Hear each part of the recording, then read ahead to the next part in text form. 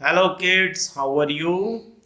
चलो आज स्टार्ट करते हैं क्लास 2 हिंदी सब्जेक्ट से यूनिट फर्स्ट। ऊंट चला। बहुत ही अच्छी पोइम है, सब साथ में बोलिएगा। ऊंट चला भाई ऊंट चला, हिलता डुलता ऊंट चला। ऊंट चला भाई ऊंट चला, हिलता डुलता ऊंट चला। इतना ऊंचा ऊंट चला, ऊंट चला भाई ऊंट चला। आपने ऊंट देखा है कभी? तो ऊंट कैसे चलता है? हिलता डुलता, कभी इधर कभी उधर, और बहुत ही ऊंचा होता है। तो इसलिए कहा गया है ऊंट चला भाई ऊंट चला, हिलता डुलता ऊंट चला। इतना ऊंचा ऊंट चला, ऊंट चला भाई ऊंट चला। अब अगर आपने ऊंट देखा है तो ऊंट की गर्दन कितनी लंबी होती है? देखो यहाँ पे देख सकते हो। ऊंची गर्दन ऊंची पीठ, पीठ उठाए ऊंट चला। पीठ भी बहुत ऊंची होती है ऊंट की, और गर्दन भी ऊंची होती है। तो ऊंची गर्दन ऊंची पीठ, पीठ उठाए ऊंट चला। ये देखिए ऊंट। चलिए आगे बढ़ते हैं। अब ऊंट होता है वो कहाँ पे पाया जाता है? रेगिस्तान में।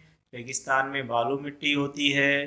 तो बालू है तो होने दो, बोझ ऊंट को ढोने दो।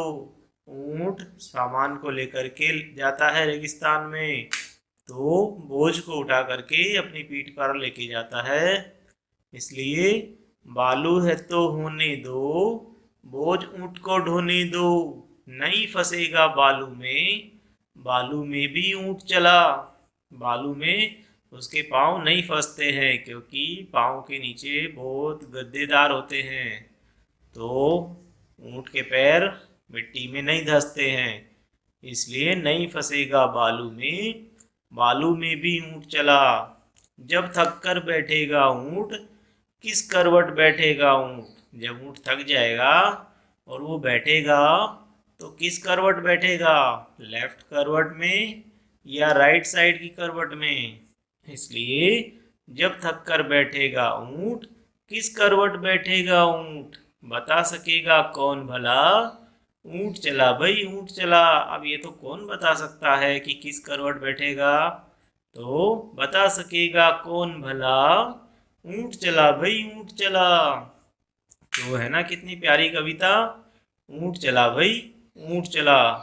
देखो कितनी बार ऊंट शब्द यहाँ पे आया है। फर्स्ट लाइन में ऊंट चला भाई ऊंट चला, हिलता डुलता ऊंट चला 3 टाइम्स। फिर से इतना ऊंचा ऊंट चला भाई ऊंट चला अगेन 3 टाइम्स। 3 and 3 6। ऊंची गर्दन ऊंची पीठ, पीठ उठाए ऊंट चला। ऊंट एक बार आया है 6 and 1 7। बालू है तो होने दो, बोझ ऊंट को ढोने दो। एक बार और ऊंट आया है 8। नहीं फंसेगा बालू में, बालू में भी ऊंट चला 9। जब थक कर बैठेगा ऊंट, किस करवट बैठेगा ऊंट? 2 बार आया है 9 से 10 11। बता सकेगा कौन भला? ऊंट चला भाई ऊंट चला फिर से 2 बार 12 13 टाइम्स ऊंट आया है। तो अब चलते हैं हम कुछ एक्सरसाइज की तरफ। झटपट कविता पढ़कर मजे लो। कुछ ऊंट ऊंचा कुछ पूंछ ऊंची, कुछ ऊंचे ऊंट की पीठ ऊंची। कुछ ऊंट ऊंचा कुछ पूंछ ऊंची, कुछ ऊंचे ऊंट की पीठ ऊंची। अब जल्दी जल्दी बोल करके देखो, जीभ लड़खड़ा जाएगी। तो कैसी लगी कविता? अच्छा, तो अब इस कविता को अपने मन से कोई भी एक नाम दे दो, और ऊपर जो खाली जगह है उसमें आपको इसका नाम लिखना है। और ये आपके लिए एक्सरसाइज है। कुछ भी नाम जो आपको अच्छा लगे वो नाम आप ऊपर लिख देना। अब जानते हैं कुछ चीज़ों के बारे में। जैसे कि हमने बताया था ऊंट रेगिस्तान में मिलता है ज़्यादातर, वहाँ पर इसे काम में लिया जाता है, क्योंकि गाड़ियाँ रेगिस्तान की मिट्टी में नहीं चल पाती है। लेकिन ऊंट चल पाता है। ऊंट के पाँव गद्दीदार होते हैं, वो रेत में नहीं धंसते हैं। तो ऊँट रेगिस्तान में ज़्यादा मिलते हैं। नीचे दो चित्र बने हैं, सही जगह पे ऊँट का चित्र बनाओ। तो एक तो रेगिस्तान है, एक रोड है। तो आपको ऊँट का चित्र कहाँ बनाना है? रेगिस्तान में। बालू या रेत कहाँ कहाँ पर मिलती है? बालू या रेत रेगिस्तान में मिलती है। हिलता डुलता ऊँट चला, कितना ऊंचा ऊँट चला। अब बताओ कि ऊँट कितना ऊंचा था? कक्षा की दीवार के जितना, हाथी जितना, बिजली के खंभे जितना। तो कितना ऊंचा था? हाथी जितना था, क्योंकि तुम्हारी कक्षा की दीवार ऊंट से ज़्यादा ऊंची है। बिजली का खंभा भी ऊंट से ज़्यादा ऊंचा है। हाथी कितना मोटा है? माँ के संदूक जितना, ऊंट जितना या पहाड़ जितना? तो संदूक जितना तो नहीं है और पहाड़ जितना भी नहीं है, तो ऊंट जितना।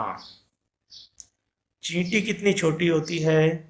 चीनी के दाने जितनी, चावल के दाने जितनी या इलायची के दाने जितनी? चीनी के दाने को तो चींटी उठा के ले जाती है, तो उससे तो बड़ी है। इलायची के दाने को नहीं ले जा सकती, उससे छोटी है। लेकिन चावल के दाने के बराबर चींटी हो सकती है, तो चावल के दाने जितनी। कुछ ऊंचा कुछ नीचा। ऊंट से ऊंची चीजों के नाम पर गोला लगाओ। अब यहाँ पे कुछ चीजें दी गई है। जो भी चीजें ऊंट से ऊंची है उनके ऊपर गोला करना है। जैसे बच्चिया छोटी है, तुम्हारी कक्षा की छत ऊंची है, गोला कर दीजिए। बिजली का खंभा ऊंचा है, गोला कर दीजिए। हाथी ऊंट के बराबर है। आम का पेड़ ऊंचा है, तो गोला कर दीजिए। अब बताइए ऊंट के नीचे से क्या क्या निकल सकता है? तो वो आपको खुद से सोच के लिखना है। ऊंट काफ़ी बड़ा होता है, उसके नीचे से काफ़ी चीज़ें निकल सकती है। किन किन चीज़ों की मदद से ऊंट पर चढ़ोगे? तो ऊंट पे चढ़ने के लिए आप सीढ़ी की मदद ले सकते हो, किसी दीवार पे चढ़ के वहाँ से चढ़ सकते हो, किसी पेड़ के ऊपर से भी चढ़ सकते हो। सफ़र का सामान। ऊंची गर्दन ऊंची पीठ, पीठ उठाए ऊंट चला। अब बताओ कि ये सब क्या उठाकर चलेंगे? हाथी। हाथी कोई भी सामान हो उसको अपनी पीठ पे ले जा सकता है, जो भी भारी सामान हो। टीचर जी बुक ले जा सकते हैं, छड़ी ले जा सकते हैं। ब्लैक बोर्ड के लिए चौक और डस्टर ले जा सकते हैं। पिताजी घर का सामान, सब्जी और आपके लिए शेर। शेर क्या लेके जाएगा? शेर जंगल का राजा है, तो वो अपना शिकार लेके जाएगा। शिकार को पकड़ के मार के वो ले जा सकता है। दादाजी आपके लिए खिलौने या अपनी छड़ी या कोई सामान उठा करके चलेंगे। अलग अलग घर। नीचे कुछ शब्द लिखे हैं, इन्हें बोलकर देखो। अब मिलते जुलते शब्दों को सही खानों में लिखो। जैसे ऊंट दिया हुआ है, तो आप जूट लिख सकते हो, सूट लिख सकते हो, और ये हो गए। इसी तरह बालू, बालू के साथ में आलू और चालू। फिर है फांस, फांस के साथ में घास, हास। फिर चला, चला में गला और भला। जब, जब के साथ तब, कब। अब एक एक जगह खाली रह गई है, वहाँ पे आप अपने आप सोच करके लिखिए। ऐसे ही और शब्द सोच करके लिखना है। अक्षर की बात करें तो कविता में बै से शुरू होने वाले शब्द कौन कौन से हैं? उनके नीचे रेखा खींचो, लाइन खींचो। तो चलो एक बार देखते हैं कविता को फिर से। बै से शुरू होने वाले शब्द के नीचे लाइन खींचनी है। तो यहाँ पर तो बैक से कुछ भी नहीं है। इसमें आते हैं, बालू है, बोझ है, फिर बालू है, ये हो गए बै से शुरू होने वाले शब्द। और बता, ये भी है बै से। आते हैं वापस अपने क्वेश्चंस पर। चलिए आते हैं वापस से अपने क्वेश्चन पर। तुम्हारा नाम किस अक्षर से शुरू होता है? उस अक्षर से 4 शब्द और लिखो। आपका नाम जिस अक्षर से शुरू होता है, जैसे कि कै से शुरू होता है, तो 4 शब्द और लिखने हैं। कमल, कविता,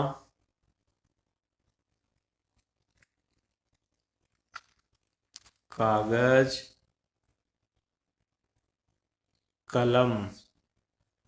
इसी तरह सभी को अपने अपने नाम के पहले अक्षर से और 4 अक्षर शब्द बना करके लिखने हैं। बोझा, बालू है तो होने दो, बोझ ऊंट को ढोने दो। बहुत से जानवरों को बोझा ढोने के लिए इस्तेमाल किया जाता है। क्या तुम्हें ये ठीक लगता है और क्यों? तो कुछ जगह पर ये जरूरी हो जाता है और कुछ जगह पर इसके अलावा कोई और रास्ता नहीं होता, तो बोझ उठाने के लिए जानवरों का इस्तेमाल किया जाता है। लेकिन जहाँ पर और कोई दूसरी सुविधा है तो जानवरों को बोझ उठाने के लिए नहीं परेशान करना चाहिए। आपको क्या लगता है? तुम्हारे आसपास कौन कौन बोझ उठाते हैं?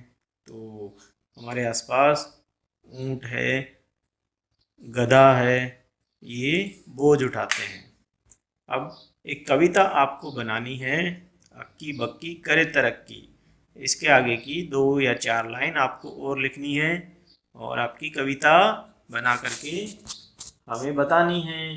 तो चलिए शुरू हो जाओ। अच्छा ये देखो, इस कविता में कुल कितनी बार ऊंट शब्द आया है? बिना देखे बताओ। तो जैसे कि हमने पहले ही गिन लिया था ऊंट शब्द, आप वापस से कविता बोल करके गिन सकते हो ऊंट कितनी बार आएगा। ऊंट चला भाई, ऊंट चला, बोझ उठाए ऊंट चला, है ना? तो ये आया था 13 बार, 13 बार। नीचे एक चित्र दिया गया है, इसको ध्यान से देखो और इसमें गिन करके बताओ कि कितने ऊंट छिपे हुए हैं। तो ये एक एक्सरसाइज है, वीडियो को पॉज करो और देख करके बताओ कितने ऊंट है। अपनी बुक में देख सकते हो, अगर बुक नहीं है तो हमारा टेलीग्राम चैनल पे आप ज्वाइन कर लीजिए, वहाँ पे आपको PDF उपलब्ध करवा दी जाएगी।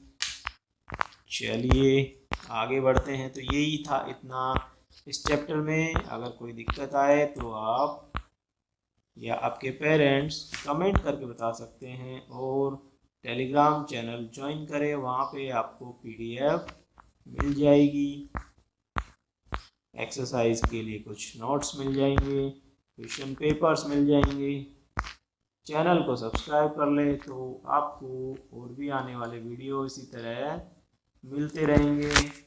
चलिए मिलते हैं अगले वीडियो में, तब तक के लिए घर पे रहें, स्वस्थ रहें, साबुन से बार बार हाथ धोते रहें और बाहर निकलने से पहले मास्क जरूर लगाएं।